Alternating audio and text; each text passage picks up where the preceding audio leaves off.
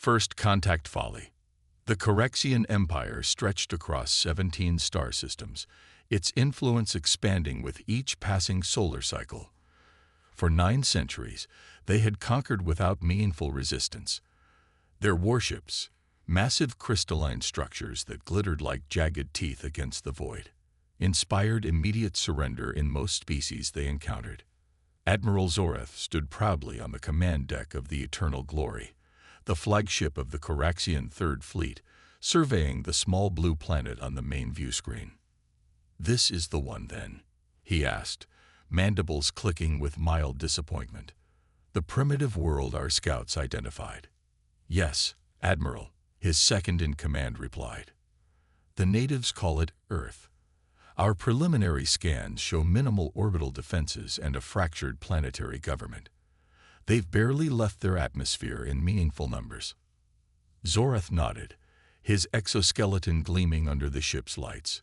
The Corexian Empire had been expanding its borders, and this solar system was strategically positioned for their next phase of conquest.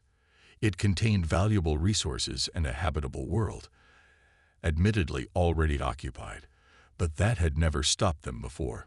Their electromagnetic transmissions indicate they're still using chemical propellants for their spacecraft, the science officer noted, her voice carrying the distinctive Coraxian tone of superiority. "Their weapons are primarily kinetic and low-yield nuclear, nothing that could threaten even our smallest vessels." "Excellent." Zoreth's mandibles clicked in what passed for a smile among his kind. "Send the standard ultimatum. Surrender or face extinction. Give them one planetary rotation to decide." The message was broadcast on all frequencies in the dominant Earth languages. The Corexians settled in to wait, confident in the outcome. After all, it was always the same: initial resistance followed by inevitable capitulation. In an underground facility beneath the Rocky Mountains, General Maria Chen stared at the alien transmission that had interrupted global communications. The message was simple: Earth now belonged to the Coraxian Empire. Surrender or be destroyed. They had 24 hours to decide. "They're not even trying to be diplomatic," she remarked to the room full of military and scientific personnel from 24 nations. Dr. Amir Rahman, head of Earth's Unified Space Defense Initiative, nodded grimly. "Classic expansionist tactics. They're counting on shock and awe." "Little do they know," Chen said with a tight smile. Earth had known about the Corexians for years. Their scouts hadn't been as stealthy as they'd believed. Humanity had detected their presence, intercepted their communications, and quietly prepared. What looked like a fractured world of competing nations was, in reality, a carefully crafted facade. "Are the defense platforms ready?" she asked. Rahman nodded. "All 18 constellations are online and cloaked. The kinetic interceptors are armed, and the solar mirrors are aligned. And the special welcome package." This time, it was Dr. Eliza Okonkwo who answered, her eyes gleaming with professional pride. "Ready for deployment, General. The Trojan Horse Protocol is standing by." General Chen nodded, opening a secure channel to the Global Defense Council. "Madam President, the Corexians have made contact and issued their ultimatum. Request permission to proceed with Operation Punchline." There was a momentary pause before the unified voice of Earth's leadership responded. "Permission granted. Let's show them what a primitive world can do." Admiral Zoreth was surprised when Earth's response came within hours rather than waiting the full period allotted. More surprising was its brevity. "We respectfully decline your generous offer. Please leave our solar system immediately." The command deck erupted in what passed for laughter among the Corexians, a rhythmic clicking of mandibles, and a high-pitched chittering. "They refuse." Zoreth couldn't believe the audacity. "Scan their planet again. Are they mobilizing any meaningful defenses?" "Negative, Admiral," the tactical officer reported. "We detect some increased communications traffic, but no significant military movements. Their orbital assets remain unchanged. Primitive satellites, and that small space station." Zoreth's 4 eyes narrowed. Something isn't right. No species simply refuses the Empire without at least attempting to mount a defense. Perhaps they're truly ignorant of our capabilities, his second suggested. Or perhaps they're planning something, Zorath countered. Move the fleet into attack formation. Target their largest military installations as a demonstration. Let's see how brave they remain after we've removed a few of their cities. The Corexian fleet, 30 warships in total, moved into Earth's orbit, spreading out to maximize firing coverage. Their weapons systems powered up, crystalline energy collectors pulsing with a deep violet glow. Weapons locked on primary targets, the tactical officer reported. Zorath raised his upper limb to give the fire command, but before he could speak, alarms blared across the command deck. Multiple energy signatures detected. The sensor operator's voice rose in panic. They're everywhere. What? Where? Zorath demanded, moving to the sensor station. The display showed hundreds of small objects suddenly appearing in orbit around Earth, objects that hadn't been there moments before. They were cloaked, the science officer said in disbelief. The humans have cloaking technology. Before Zorath could process this revelation, the tactical officer shouted, "Energy buildup." They're targeting. The first volley from Earth's defense platforms struck like lightning. Brilliant beams of concentrated solar energy, reflected and amplified by orbital mirrors, slashed through space. 3 Corexian ships vaporized instantly, their crystalline structures unable to withstand the focused power of Earth's star. "Return fire," Zorath ordered, his composure shattered. The Corexian fleet responded, firing their main weapons at the orbital platforms. Some found their targets, destroying several human defenses. But for each platform they eliminated, 3 more seemed to appear. "This is impossible," the second in command whispered. "They're a pre-FTL civilization. They shouldn't have this technology." Another alarm sounded, even more urgent than before. Multiple small objects approaching the fleet, the tactical officer reported. "They appear to be missiles, but they're too small to cause significant damage." Zorath wasn't taking chances. Intercept them. The Corexian point defense systems activated, energy beams reaching out to destroy the incoming projectiles. Most were intercepted, but a few made it through, attaching themselves to the hulls of several ships, including the Eternal Glory. "Damage report," Zorath demanded. "Minimal physical damage, but..." The engineering officer paused, eyes widening as she studied her console. "Admiral, something's infiltrating our systems. The missiles contain some kind of autonomous electronic warfare package." Across the fleet, ship after ship reported the same problem. Their systems were being hacked, overridden by human software that shouldn't have been able to interface with Corexian technology. On the main view screen, a human face appeared, a woman with dark skin and intelligent eyes. "This is Dr. Eliza Okonkwo of Earth's Unified Space Defense Initiative," she said calmly. "Your ship's propulsion and weapons systems are now under our control. We've taken the liberty of downloading your entire database, which we find most informative. Did you know your encryption was based on a mathematical principle our university students solve as an exercise?" Zorath stared in shocked silence. "We've been watching your empire for some time," Dr. Okonkwo continued. "Your scouts aren't nearly as stealthy as you believe. We've had years to prepare for this encounter." Another voice joined the transmission, a military officer by her uniform. "This is General Maria Chen. You have 1 hour to retreat from our solar system. Any ship remaining after that time will be dismantled and studied. We're particularly interested in your crystalline propulsion systems. They're quite elegant, if inefficient." The transmission ended, leaving the command deck in stunned silence. "Can we regain control of our systems?" Zorath asked finally. The engineering officer shook her head. "Not within the hour, Admiral. Their infiltration is comprehensive." Zorath's mandibles clicked in agitation. The Corexian Empire had never retreated, never surrendered, but they had also never faced a species like humanity. "Send word to the Emperor," he ordered. Tell him we require reinforcements." 8 minutes later, as the fleet struggled to purge the human infiltration from their systems, another alarm sounded. Multiple hyperspace signatures detected. The sensor operator called out, "Large fleet inbound." Zorath felt a surge of relief.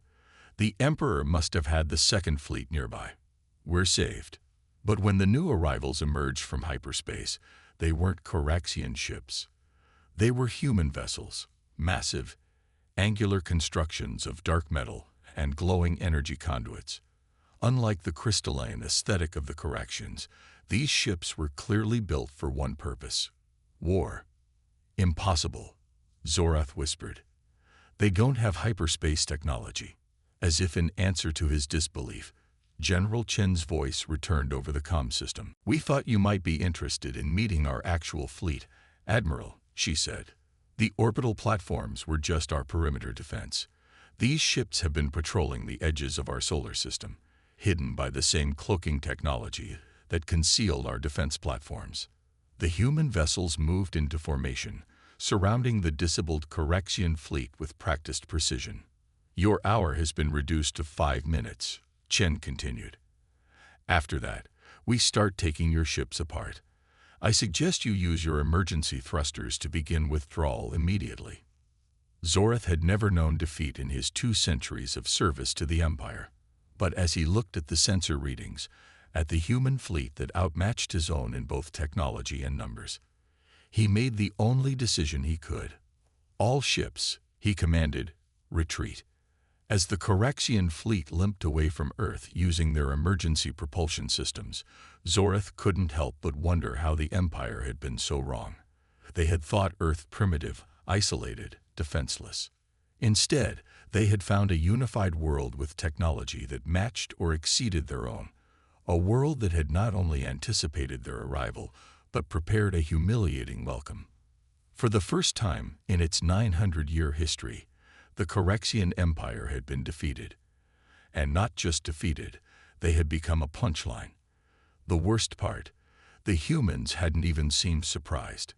It was as if they had expected the Empire all along and had simply been waiting to spring their trap. As the eternal glory limped toward the edge of the solar system, Zorath knew one thing with certainty: the Emperor would not be pleased. Galactic humiliation. Emperor Krax Yi, supreme ruler of the Coraxian Empire, conqueror of the 17 systems, and bearer of the Crystal Crown, was not merely displeased. He was incandescent with rage. The grand throne room of the Imperial Palace on Corax Prime fell deadly silent as he crushed the data crystal containing Admiral Zorath's report. "A pre-FTL civilization," he hissed, his exoskeleton flushing a dangerous red. "A primitive backwater world humiliated our third fleet." The Imperial Council, 12 of the Empire's highest-ranking officials, kept their heads bowed. No one dared speak. And now the recording is spreading throughout the galaxy. The Emperor's voice rose to a screech that made the crystalline pillars of the throne room vibrate ominously. Indeed, the humans hadn't merely defeated the Coraxian fleet, they had broadcast the entire encounter on open galactic frequencies. The defeat of the mighty Coraxian Empire by a supposedly primitive world had become the most watched entertainment in 7 sectors. "Your Luminance," the Minister of Information finally ventured, "we've attempted to suppress the transmission, but..." "But what?" The Emperor leaned forward, his 4 eyes narrowed to slits. "The humans seem to have gained access to our entire communications network through the data they stole from the Third Fleet. They're broadcasting directly through our own relays. Our technicians cannot stop it." A sound like cracking ice filled the room as the Emperor's rage caused small fissures to appear in his exoskeleton. A dangerous loss of control for a Coraxian monarch. "Then we will silence them permanently," he declared. "Assemble the Armada. Every available ship. We will reduce this Earth to cosmic dust." The Minister of War bowed deeply. "It shall be done, Your Luminance. The humans will learn the true might of the Coraxian Empire." In the 3 weeks since the encounter with the Coraxian Third Fleet, Earth had been busy. The information stolen from the alien ships had proven invaluable. Star charts of the entire region, technical specifications of various species technologies, and detailed records of the Empire's military capabilities. In the same underground facility beneath the Rocky Mountains, now expanded and bustling with activity, General Chen reviewed the latest intelligence with her team. They're assembling their forces at Outpost Sigma 9, she noted, pointing to a holographic display showing the movement of Coraxian ships. The Emperor is committing nearly 70% of their total naval capacity to this operation. Dr. Rahman whistled. He must be seriously embarrassed. With good reason, Dr. Okonkwo added with a small smile.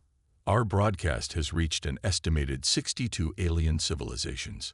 The Coraxians are being mocked openly by species they've been intimidating for centuries. General Chen nodded. Which makes them dangerous. A cornered predator is at its most vicious. Speaking of which, a new voice joined the conversation. Admiral James Rodriguez, commander of Earth's newly revealed space fleet, entered the room. The diplomatic packet we sent to the Imperial Palace was returned unopened. Torn to pieces, actually. So much for the peaceful approach, Chen sighed. Are we ready for Plan B? Rodriguez's weathered face broke into a grin. Oh, we're more than ready. The fleet is at full strength, and the new systems derived from their tech have been integrated ahead of schedule. And Project Misdirection, operational and standing by. General Chen turned to the assembled leadership. Then let's prepare the welcome committee. If the Emperor wants to make this personal, we'll oblige him. The Coraxian Armada was a sight to behold. Over 500 warships, from nimble destroyers to massive dreadnoughts, all converging on a single destination. At its center flew the Imperial Wrath, a behemoth 3 times the size of any other vessel, personally commanded by Emperor Krax himself. We will arrive at the Earth system in 30 minutes, Your Luminance, the navigator reported. The Emperor's exoskeleton had been repaired and polished to a high shine for the occasion. This would be his moment of triumph, a decisive victory to restore the Empire's reputation. Are our new countermeasures in place? He demanded. Yes, Your Luminance, the chief engineer confirmed. Our systems are now immune to their infiltration techniques, and our sensors have been calibrated to detect their cloaking technology. Excellent. Prepare all weapons. The moment we arrive, I want that planet turned to ash. The massive fleet traveled through hyperspace, a concentration of military might that could have conquered an entire sector. Against a single planet, it seemed like overwhelming overkill, exactly as the Emperor intended. As the Armada emerged from hyperspace at the edge of Earth's solar system, sensors immediately began scanning for the human defenses they knew must be waiting. Curious, the sensor officer said. I'm not detecting any defensive platforms or ships. The Emperor's mandibles clicked impatiently. Scan again. They must be cloaked. I've calibrated for their cloaking signature, Your Luminance. There's nothing. The planet appears to be undefended. A murmur of confusion spread through the command deck. Had the humans fled? Were they hiding? Or had they simply accepted their fate? Proceed with caution, the Emperor ordered. They demonstrated cunning before. This could be another trap. The Armada moved slowly into the solar system, weapons charged and shields at maximum power. Every sensor was attuned to the slightest anomaly, every gunner ready to fire at the first sign of resistance. But as they approached Earth orbit, they found only silence. The small space station the scouts had reported was gone. The primitive satellites were still in place, but showed no signs of being weapons platforms. Your Luminance, the communications officer called out. We're receiving a transmission from the planet. The Emperor hesitated, then nodded. Put it through. Let's hear their surrender. The view screen lit up to show General Chen, her expression calm and professional. Emperor Krax, she began without preamble. You've traveled a long way for nothing. Earth is evacuated. The Emperor stared in disbelief. Impossible. You couldn't evacuate an entire planet in 3 weeks. Chen smiled slightly. We didn't have to. Earth hasn't been our only home for over a century. We established colonies throughout this region of space long before your scouts discovered us. You lie. The Emperor snarled. Our surveys show no human presence beyond this system. Your surveys were exactly as thorough as we wanted them to be, Chen replied. We've been watching your empire expand for decades, hiding our true capabilities while we studied yours. The Emperor's rage built again, but before he could respond, the censor officer interrupted with an urgent report. Your luminance. Multiple hyperspace signatures detected. They're everywhere. On the tactical display, hundreds, no, thousands, of contact markers suddenly appeared, surrounding the Coraxian fleet in a three-dimensional web. Human ships of all sizes materialized as if from nowhere, having dropped out of hyperspace with impossible precision. You're surrounded, Emperor, Chen stated flatly. Our fleet outnumbers yours 5-1. Impossible, the Emperor whispered, but the evidence was right before his eyes. The humans hadn't just matched Coraxian technology. They had surpassed it.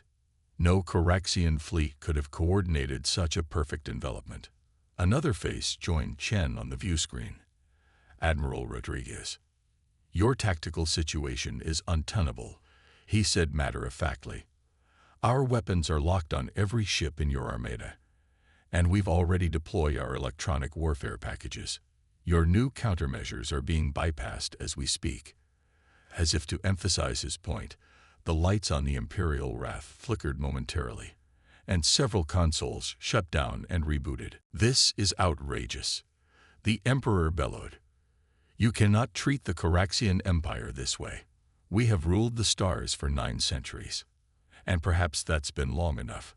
A new voice said as yet another human joined the transmission, an older woman with silver hair and an air of quiet authority. I am President Aisha Mbiki of the Earth Federation. We've studied your empire's history, Emperor Krax. 900 years of conquest, exploitation, and tyranny. The Emperor's mandibles clicked furiously, but before he could speak, President Mbiki continued. We're not interested in conquest, unlike you. We're offering terms. The Coraxian Empire will immediately cease all expansionist activities. You will withdraw from the 3 systems you've occupied most recently and allow those worlds to determine their own fate. And if I refuse? The Emperor asked, though the answer was obvious from the overwhelming force surrounding his fleet. Then we demonstrate to the galaxy that your empire is a paper tiger. Rodriguez answered bluntly. We've already proven we can defeat your ships, infiltrate your communications, and bypass your defenses. How much more humiliation can your regime survive? The Emperor knew the Admiral was right. The first defeat had been broadcast throughout the galaxy. A second, even more crushing defeat, with himself personally present, would shatter the aura of invincibility that had kept the Empire's subjugated worlds in line for centuries.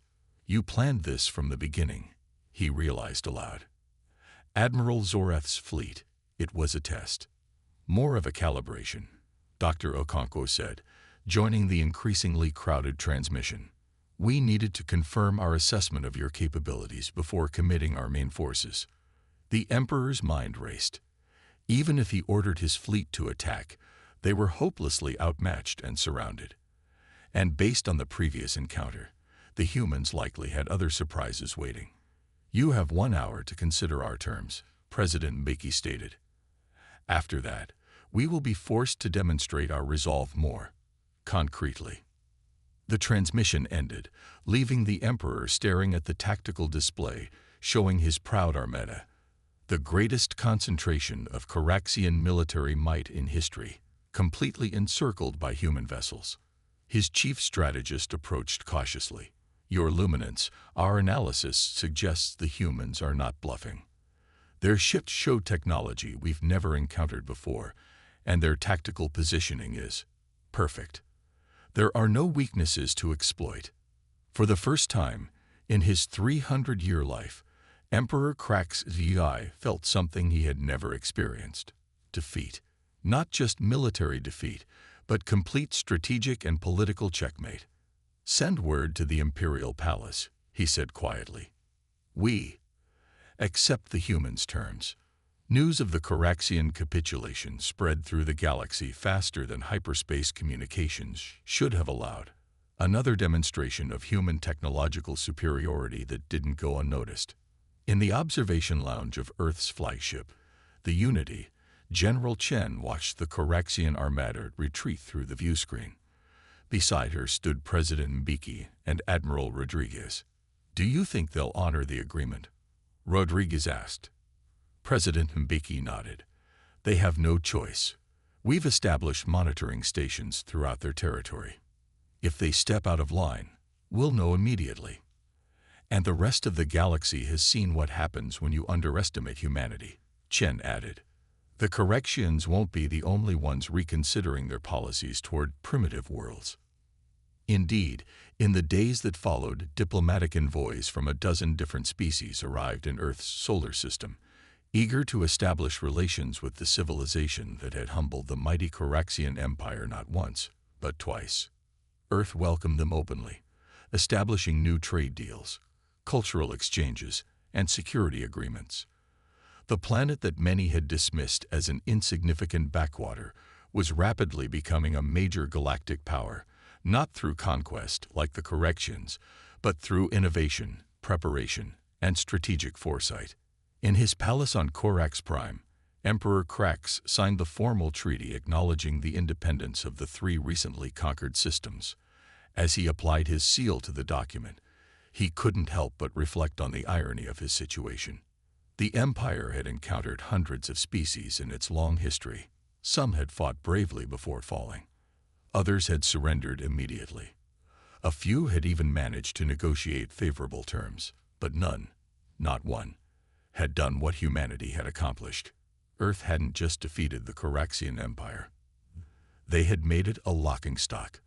The once feared conquerors were now the subject of jokes and satirical entertainment broadcasts throughout the galaxy.